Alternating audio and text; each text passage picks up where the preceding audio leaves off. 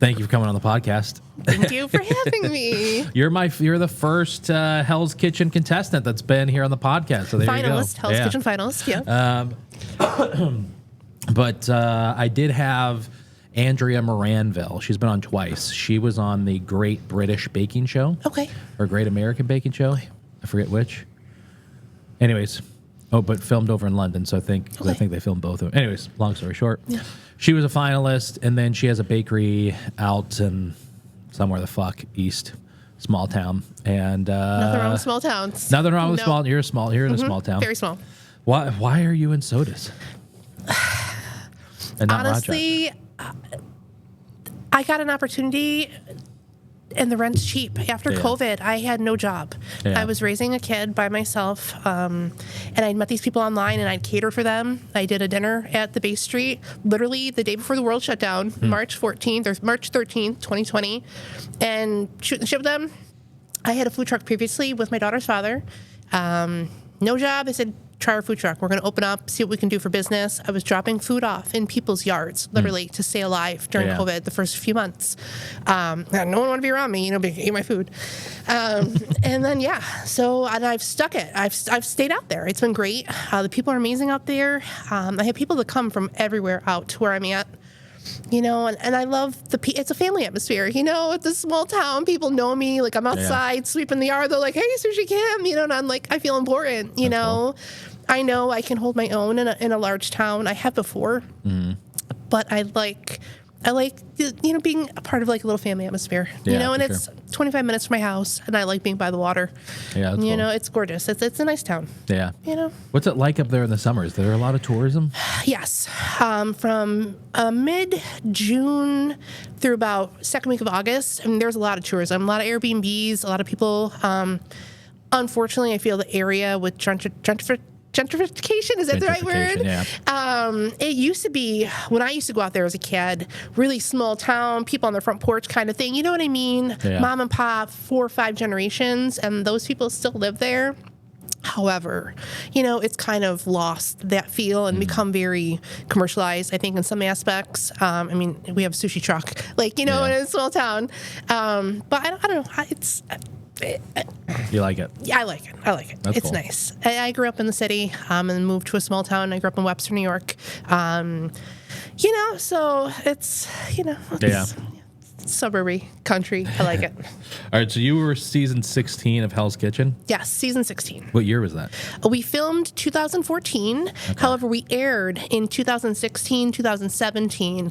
So for 2.5 years, I was under a $5 million NDA to keep my mouth shut. Damn.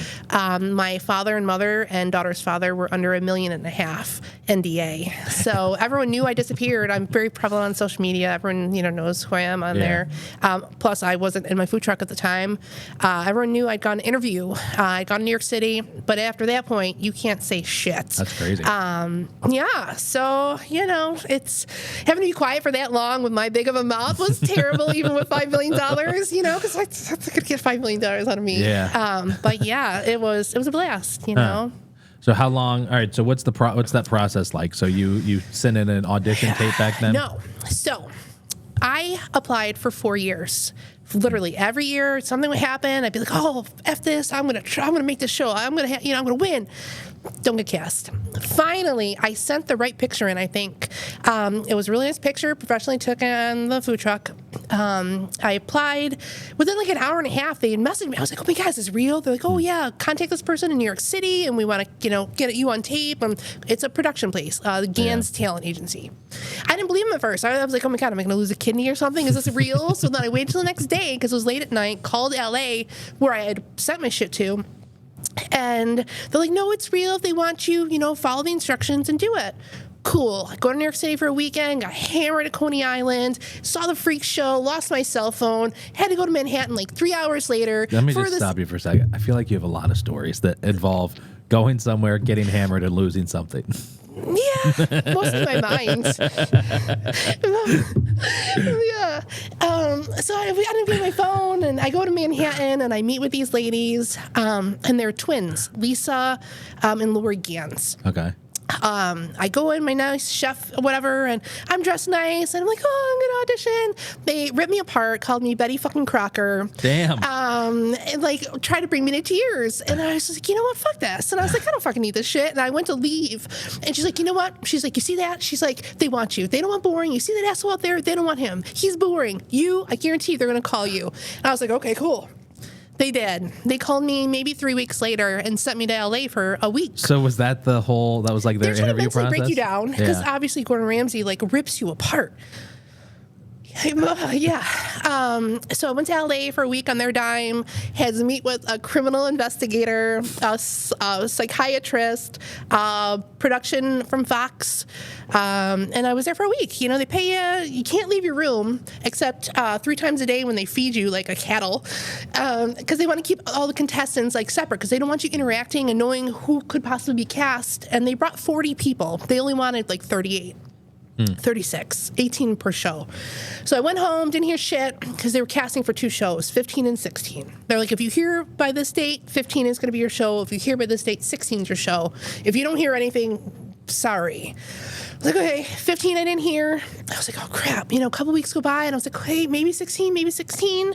Literally 3 days before I was supposed to leave to film, I got an email at like 10 o'clock at night, and I just finished a food truck rodeo in October.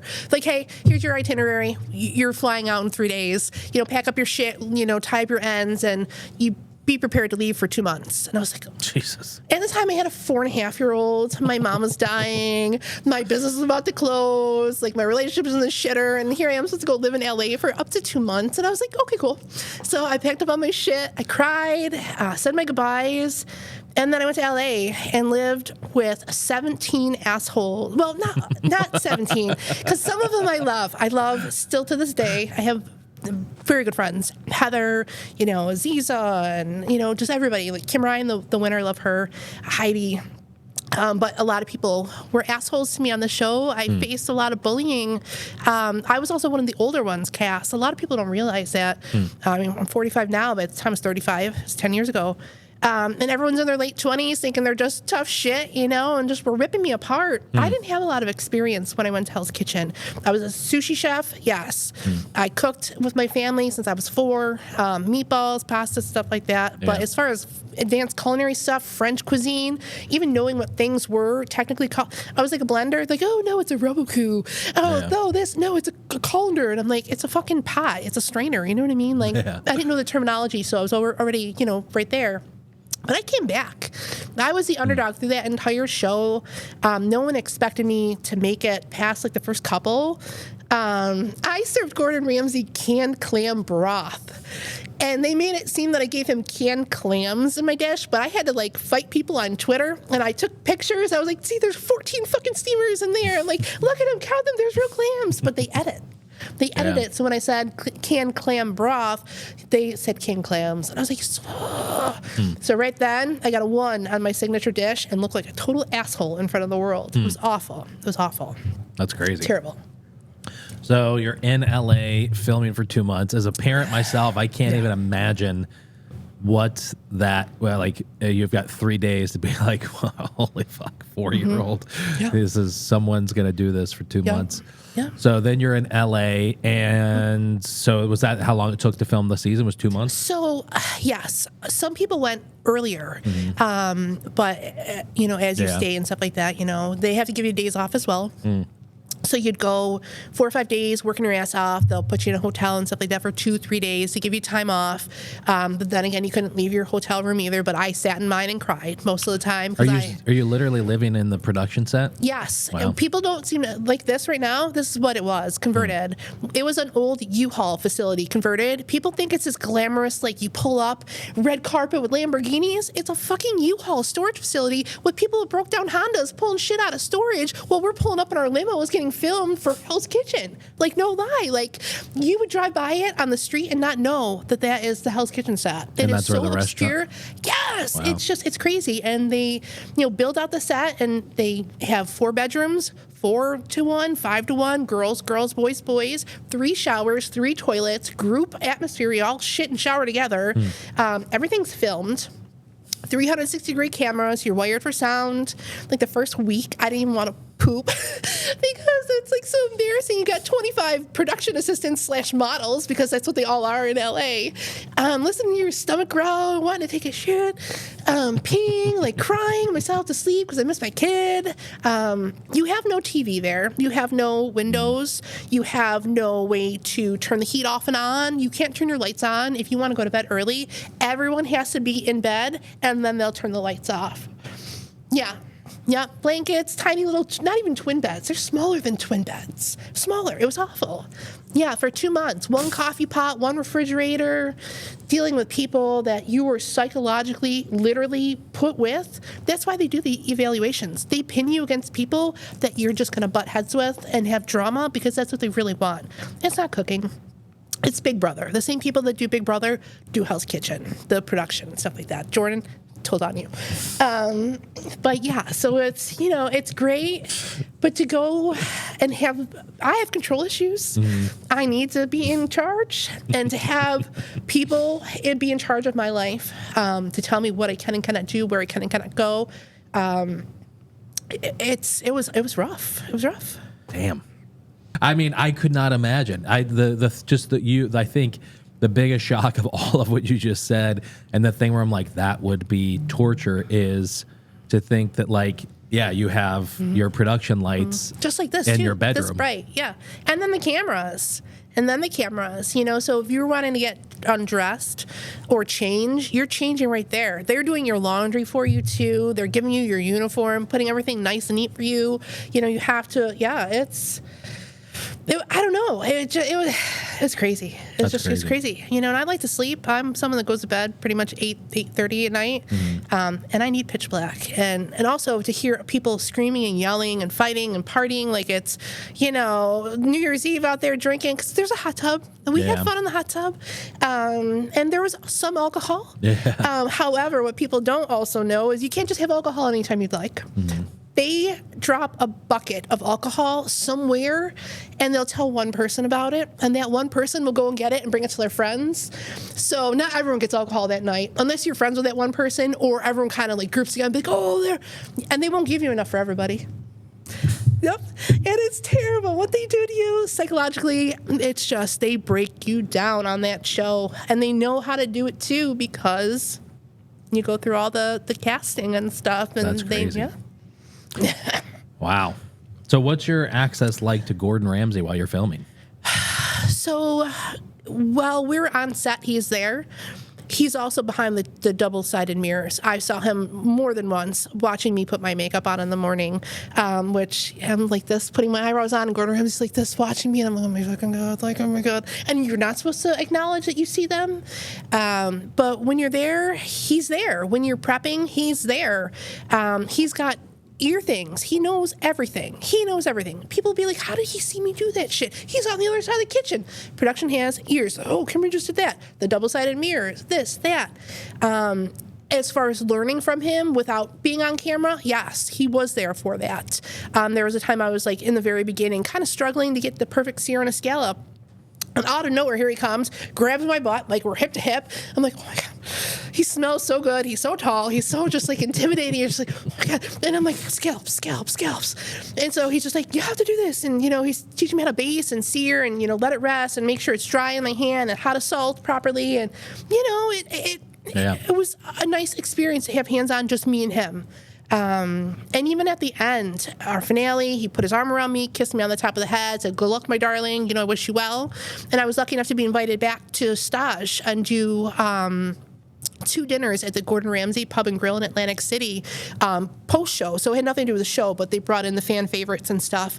And we did like wine dinners and stuff. One was Dogfish Head Brewery as well. So you come in, you make fancy dinners and stuff. You get a suite at Caesars. They give you bottle service and stuff. And it was a lot of fun. And they bring in other people too. So you get to meet people from other seasons and stuff. And we all hung out and went out and got like, hey, just...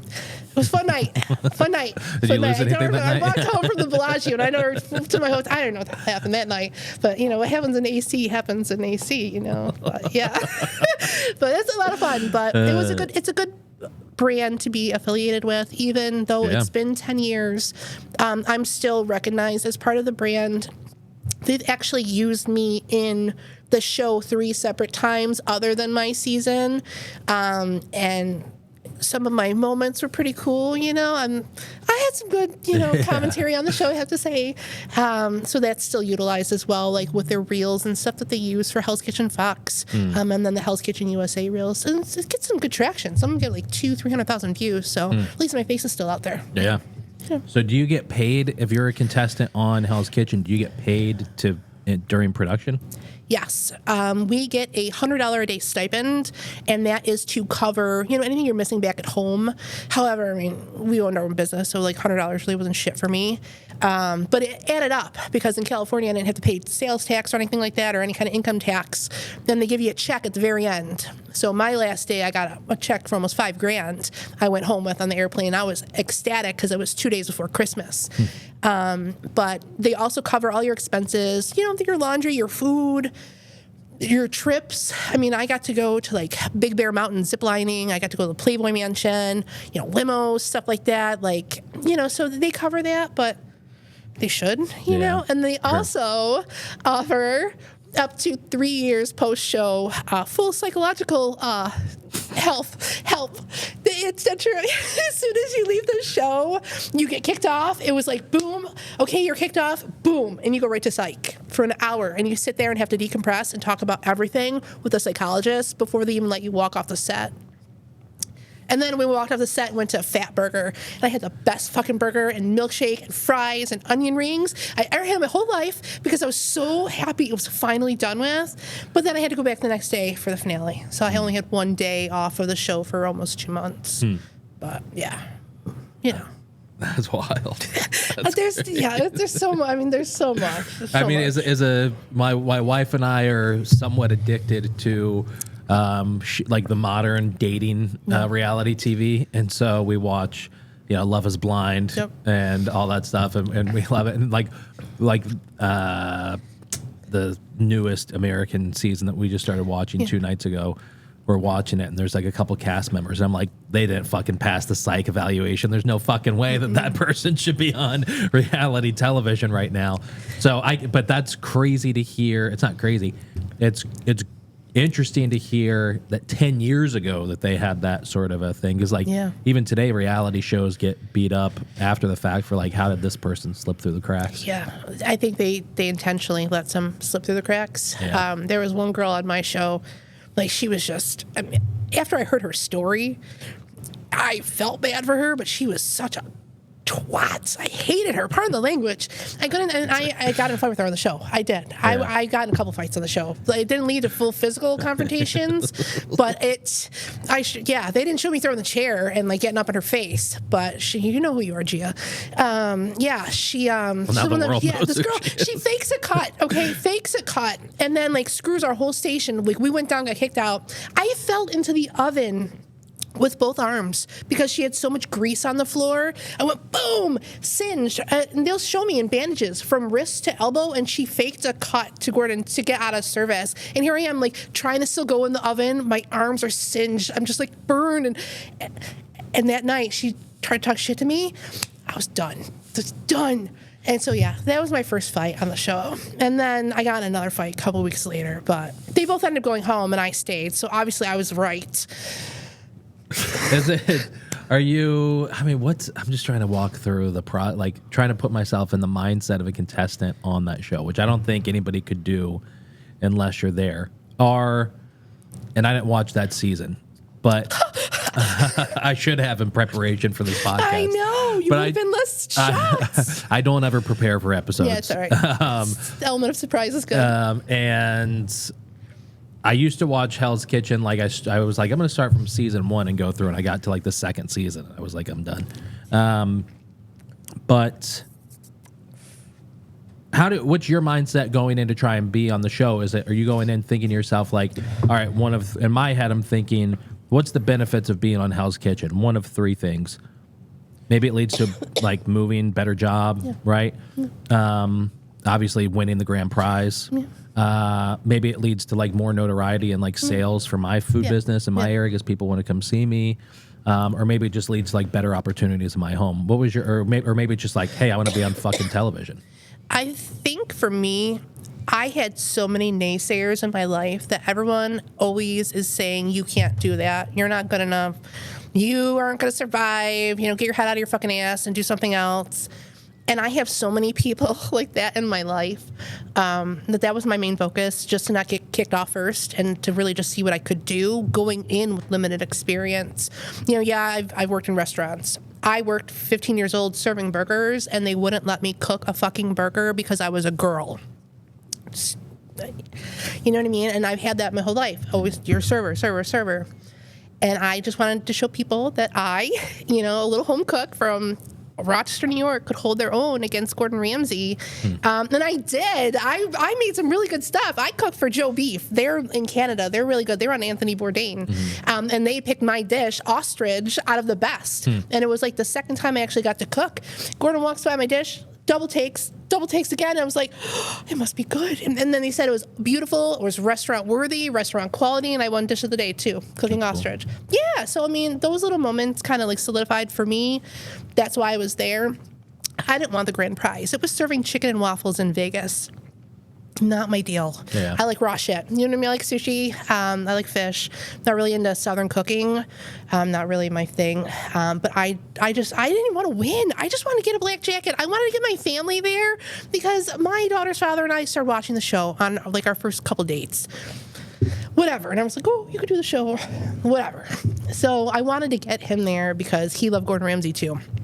And if you get to a certain point, they fly your family out, they surprise, and they get to go on set and shit like that. And I promised them, I was like, I'm going to do my best to get a black jacket and you guys out there so you can meet Gordon Ramsay. Because he sucks. He's never going to fucking meet Gordon Ramsay. He's not going to. Sorry, Rod.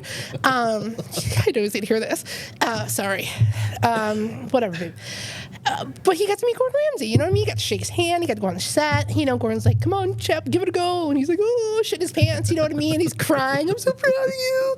And I'm like, yeah, well, I said I was going to fucking do it. Like if I say I'm going to do something, I'm going to do it, or at least, try. Yeah. And I did. I was a finalist. I won my black jacket like I wanted. And that was really it. I think once that happened, that was on a Tuesday, and I knew I was already flying out by Friday. I kind of gave up at that point because I completed my mission. Yeah. I beat out all these people that shit on me during the show too, especially the one who I won my black jacket over, Andrew. He was such a jerk to me. He like ripped on me, called me names, like really like made it a point to bully me on the show. He made himself look like a piece of shit on that show as well, cheating on his fiance and everything like that. Damn. Oh man, it's just drama. But yeah, to win my jacket over him and the tears in his eyes, I was like, but I hugged him. I was like, oh, give him a hug. And because I knew at that moment, like, if it was me, I would have been like, holy shit, because he was this big, huge chef at the Palms or whatever. And you got just beat by the sushi truck girl. You know what I mean? Like, so that was awesome. But I feel that was good enough for me. Yeah. But I didn't want to win. And then money and just, it's not worth it. Yeah. It really isn't worth it. So after you're on the show, or do you get contacted by the other like cooking shows or anything? I applied for Chopped 17 times. Never got Chopped. Got offered Guys Grocery Games. I got offered some other show in the very beginning, but Fox keeps you under contract for a few years, so you're not able to do anything. But I would like to do Chopped. I would have loved to do Chopped. They actually offered me All-Stars too for Hell's Kitchen. I interviewed twice. They asked Heidi. She said no. Asked me, interviewed. I guess I wasn't good enough. And then they went and had Heather go. And then Heather went and did, I think it was season 17 or 18. But, but if they were to ask me again, no. But I think they only asked me to go back for All-Stars because I don't think I was supposed to place as high as I did. I wasn't cast to be a finalist. I was cast to be the ditzy mom that had a little bit of experience that people kind of like, kind of hate, and then they'll just get rid of me like quick. But because I caught on really fast as to what production does to you as far as sabotaging you with fucking fake food and temperatures being off and your oven being off or this being up too high, or I caught on to, you know what I mean? So how does that work? Is production, are they literally like going and turning your oven off when you turn it on, or are they just like, stopping filming and saying, all right, now we're going to pretend that your oven was off? So no. There's two kitchens, right? In the center of the kitchen, you see a wall. No. That's production. You have like 10 people in there with gas controls. They have the kids going in there putting rotten food. And if you're not tasting what's in your garnish station, if you're not smelling your meat, if you're not checking your temperatures, you're just putting stuff in because you're going so fast. And you're putting stuff in the oven, you're just expecting it to be ready because you see it says 350. Just because it says 350 doesn't mean it's 350. It could be 575. And then you pull your shit out and it's singed. Or it could be 100 degrees. And we were literally sticking our hands in the oven because we caught on so fast as to what they do to people. We don't cook shitty risottos. We don't burn Wellingtons. We are very well-adept chefs that go on there. We're professionals. But when you have people fucking with your stuff and turning down stuff from a central control room, and that's what that Vice thing went on about, people are set up. If you do something wrong to production or you don't listen to what they say, you're going home. I guarantee you. They're going to set something up to make you fail, and you're going home. And I caught on because I was older. I went to school for psych. You know what I mean? Like, I know manipulation. I'm a woman. And so I caught on super fast what they're doing to people. But yeah, man, it's crazy what they do to people. Like, and they'll set you up, too. When you go in a confessional, they'll say, oh, well, this person said this, so how do you feel? And then you're like, okay, well, I don't want to really talk shit about this person, but they'll be like, well, this person just said this about you. And it's just like high school drama, too, and it's tiring. It's tiring. Crazy. And I could never I couldn't do it again. I couldn't. If they offer me, like, money, no. $500,000 maybe, 50 grand, fuck no. That's crazy.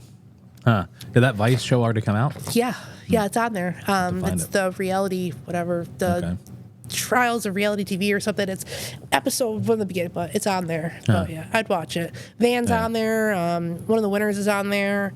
A couple other girls, and but yeah, I experienced the same shit as they did, you know, and glad to see that the model hasn't changed for the show. You know what I mean? Let's shit on people and drive them crazy and film them, you know. But that's crazy. It's fun, you know. Can't say I do it again. So was there ever like a support group, or not support group, but was there ever, or do any of the contestants ever like try to get together and chat and stuff? Yeah. So we do have, you know, Facebook chat groups. We were actually instructed not to contact each other post-show, which is in our 137-page contract that you sign without a lawyer, just while in your hotel room crying from being taken from your family and dropped off. But yeah, no, like, we just kind of got together on our own. We've actually, my season as well as some others, we've gotten together and gone all across the country and done charity dinners. We've raised thousands of dollars for Autism Speaks, Michelle's Place. It's a breast cancer resource center in Temecula, California, where it's called Reality Rally, where they get reality stars from all over. MasterChef, Big Brother, Hell's Kitchen, Survivor. I got to make like EJ Snyder and Josh from Big Brother, the guy that banged the pans and stuff like that. We hung out, and Dino from MasterChef, he won MasterChef. I beat him in the Celebrity Chopped 2 years in a row.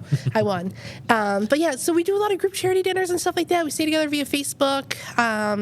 You know, we've gone to people's birthday dinners, anniversaries, stuff like that. I have a close-knit group of friends from my show personally that I stay in touch with probably daily on Facebook. That's still, cool. Even 10 years later, you know, so it's nice. Yeah. Our kids are all the same age too, so they all got to, you know, get together at dinners and sit at a table. It was kind of fun. Yeah, you know? that's cool. But yeah. Well, so who won your season? Kimberly Ryan, but she went by Ryan on the show because her and I were both Kimberly R. So I can have Kimberly R. She can have, and they wanted me to go by Marie on the show, but I couldn't because if Gordon Ramsay's yelling at me, I'm not going to be used to being called Marie. Call me Kim, you know, whatever. But because she was kind of used to saying her last name Ryan, and because it was could be a girl's name, she went by that. Gotcha. Yeah, Okay. but she won. And she is not doing that place. She did not like it. Oh, really? Yeah. No, she's... What was it? Which restaurant It was in Vegas. It was at the Yardbird. So it was a new, like, chicken and waffle, southern, funky, whatever. Not her thing either. She did go and attempt it for a few months and then went back home to Michigan. She had another child after she won the show. So she has a mama too now. And her daughter and I are my daughter. They're only a couple weeks apart. So I got to go to Michigan and I stayed with her. her mom gave me her house for a whole week. And we went and did a couple dinners at one of the places out in Traverse City, but absolutely love her. But I'm glad that she's not even in cooking anymore. Really? She's doing healthcare or some shit like that. Like a lot of people from my show have not stuck with the chef thing. Yeah. And not to toot my own horn, but like out of everybody, like I'm like I was like the shittiest one there, but now I'm like got the most going for me as far as like chef careers, which is crazy. You know, so I had the nomination. I was top 4 finalist for City Mag for Chef of the Year last year. Richard Reddington beat me out, and he has 7 Michelin stars, so I don't feel too bad about that because I didn't expect to be up against someone like that. In Rochester? From Soda's Point for City Magazine. Yeah, I was a number 4 finalist and the only woman, which was awesome. It's voting right now, right? No, this is for 2023. Well, that was for that, but I'm saying this just for started this year. now. Yeah, Richard got it again. I didn't get nominated this year. Yeah. I didn't push it. I pushed it last year, and I have so many followers. You know what I mean? That people kind of just flooded it. I was like, screw it. It's not worth it. Yeah. I was happy for it once. I just want to sit back and be a mom, like for a few months. And I love my career being so hectic. I love it. I love what I do. I know I put out amazing food, but like, I'm burnt out. Yeah, for sure. I need a break, you know? So just, I'm good. I'm good. Are there any other reality TV people from Rochester? Yes. There is a girl named Mina Hoyt. She works at the University of Rochester. However, she is a cupcake master. She's a baking queen. She's been on Halloween baking on Food Network, I think 4 or 5 times at least. Then there's some other girl that owns some other cake shop. She won Cupcake Wars. There's me. Didn't some dude from Rochester win that Netflix show? Yes, that's right. I don't know. The Circle or something. I don't watch it. It's not my thing. Yeah. I'm sure there's a bunch of people. Yeah. You know, and I'm not care to be the only one. Yeah. You know, but I know I'm the only one that ever did Hell's Kitchen. There was a gentleman from Buffalo. I think 3rd or 4th season early on, but he didn't make it too far. Yeah. Yeah. No. He went by the General, I think. I feel like I remember that name. Yeah. That's a big dude. Yeah, that's pretty funny. But yeah, so I don't know. I mean, it's not like we all hang together. I know. I mean, you know, it's kind of like the same thing for movies. You know, they say it's like, when you're on set, actors have talked about that. Yeah. Well, Philip Seymour Hoffman, right? Philip Seymour Hoffman. He was from Fairport. Was he really? Yeah. My girlfriend Vale, it was her uncle or some shit like that. Yeah. He grew up in Fairport. That's crazy. Yeah. And I mean, there's a bunch of people. Tay Diggs, he's from Rochester too. Pittsford. If you're getting into like movie stars. But yeah, I know because I love Twister. I love that movie. Yeah. He was good. He was really good in that. Too bad. Yeah. But yeah, just like movie stars have talked about like the camaraderie and like the friendship you develop on a set and then when you're filming a movie or a TV show. But then once it's done, like you're done. You pretty much, you don't really talk to them much anymore. And so I imagine, especially when you're competing with somebody on a reality TV show like that, and nobody's used to it, it's probably the same, just not as much camaraderie. But I feel like, I was just like thinking to myself, well, what would be the benefit of getting on a show like that unless you just want to compete on the show and try to get the prize? And you probably have to work really hard. I mean, like 4 or 5 people that I know that have been on reality cooking shows in the past, I don't know any of them that have like tried to take that to like some celebrity chef, status or anything like that. Is it annoying? Do you ever get a lot of people who are just like only interested in that sort of a thing? Yeah. So, I mean, when I was first on the show, I did like the rounds on the news, Democrat Chronicle, all the local shows, shit like that, radio shows. But when people wanted to start hiring me into their homes, it was for that reason, which cool, I'll entertain you, you know what I mean? But it got to the point of where I felt like I was like, you know what I mean? Like getting shit on by these people. Like you're just a hired help. You know what I mean? It's like, I don't need to be here, people. Like the money's okay. Yeah. But like and that gets to me. Like you just sit there or even when I'm in the food truck, I just saw that someone was taking pictures of me and putting them on Google. Like me not even like just me being in the food truck working. And I was like, look, I was going through my reviews and stuff like that.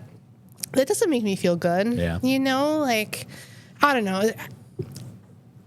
I have a very tight circle of people right now, and those people appreciate me for me.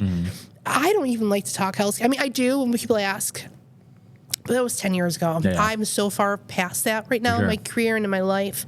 I love to talk about it. Great memories. But I don't ever rely on that to, like, as an opener when I tell people about me. I don't say, oh, yeah, I was on Hell's Kitchen, or, oh, I was this, I was fun, was this. You know, I'm always like, yeah, I have a food truck. Yeah, I'm a mom. Yeah, I'm this, I'm that. And they're like, oh, why do you look so familiar? And I'm like, oh. Yeah. And then I'll bring it up, you know, but I don't know. Like, it was cool. It was a great experience, but I'm so much more than that. Than I was before and I am after, you know, but like I said, cool experience, bucket list kind of thing to do, and to even be there for a week in LA, consider for the show, let alone to be there and then to be a fan favorite and then one of the stars of the show. Like, I got the most airtime, the most commentary. I'm always in the center of every pictorial they ever put out. You know what I mean? It's because my personality really helped. I'm very open, funny, you know. Yeah. But it's, you know, Yeah. Hell's Kitchen's great. Yeah. All right. So how long have you been in Sodas Point with the food truck? I have been, 2020. I opened up in May of 2020. I just finished out this past Saturday, my 5th year. Yeah, I signed up for year 6. I'm going to give it one more year. I think Dee and Jerry are kind of getting at the point now that they're, you know, getting older. They kind of want to maybe start doing something different with their life. I know they want to sell the restaurant in a couple years. I don't want to be here anymore. I hate the cold. I'm one more year and then I'm going to see where I'm at. But yeah, one more year, but it's been great. It's great. It's great. Small, it's tiny. Would I love a nice, awesome, big space where I'm making tons of money and pushing out tons of food and other kids are making my food and I could sit home and just watch them on the camera? Yes, I would love that. But I like having the exclusivity of my food versus being like a Walmart, McDonald's kind of Wegmans pushing it out and kind of thing, you know, but it is what it is, you know. How do people respond to the, like, your ordering system? Because they can't just walk up and place an order. Like, how many times are you turning people away? Daily. Yeah. Daily. Multiple times a day. And it's only because my menu's so big. Yeah. Everything you had a couple things. Yeah. I have hand-breaded chicken cutlets. I'm doing those buns. I'm doing dumplings. I have 2 different types of dumplings. I'm steaming edamame. I'm making salads. I'm making sushi rolls. I'm doing those plates. 3 different types of plates. Yeah. I'm all by myself. My 14-year-old, just now 14, she's been washing my dishes for years. It's helping me out, doing my cash outs this year because she's old enough now. But it's just me. Yeah. So when people walk up, you know what I mean? Like, ooh, where's the menu? I'm sorry, you know, but for me to have this menu, take it for what it is, people. You know, if you want me to just have 3 or 4 items and everyone could just walk up and stand in line and I'll just push out shit, cool. Or if you want handcrafted chef meals, being 16, 17, 18 families in 2.5 hours by myself. Like, I don't ever get into dollar amounts with people, but think about my shit's like $10, $16. It's a lot of stuff. Yeah. You got that many people. And occasionally, if I'm slow, I'll have a menu out. Or if there's one person in front of me and I'm like, have 10 minutes and I know I can push something out, I'll do a walk up. But I really try to say, hey, you know, get on my list because it takes me 30 minutes to make some people's meals. And then like some people all want 5:30. So now I'm doing 3 or 4 different people's food and they're all picked up and it's like this. And it's like, it's overwhelming. Like I leave crying. I'm not going to lie. There's nights I leave crying. I keep shots in my car. I'm like just downing shots. Like as soon as I get in the car because I need to cope to get home because I don't want to take it out on my kids. I had a stressful day, but you know, I have to tell people like this is my system, deal with it. And I've said, this is my business model. I'm sorry, it doesn't work for you. It works for me. Yeah. You know, but my daughter says I need to keep a mirror in front of me because every time someone walks up for a walk-up service, my face just, but yeah, like I said, and I don't mean to be an asshole. I don't mean to try to like be prissy with my food and say, no, you can't have it. No sushi for you. Yeah. You know, like dude in Seinfeld kind of thing. But I physically can't do it. I can't squeeze you in. Like I put my menu out. I was putting my menu out Monday mornings. You couldn't order past Tuesday. I was full. And I only opened Thursday through Sunday. So by Tuesday, I was completely full for the weekend. So I had to start Thursday mornings so people can get on there. And I'm usually full for the weekend by Friday afternoon. It's great. The food's good. Yeah. I work prepared. Yeah. It's fresh, and I don't serve crappy food. Nothing comes from Cisco. Like, I'm cutting my own shrimp. I'm breading all my own shrimp. I'm pounding out my own chicken cutlets and stuff, seasoning everything. Like, everything's from scratch. Nothing is from a box. Right down to my dumplings. I make those from scratch too.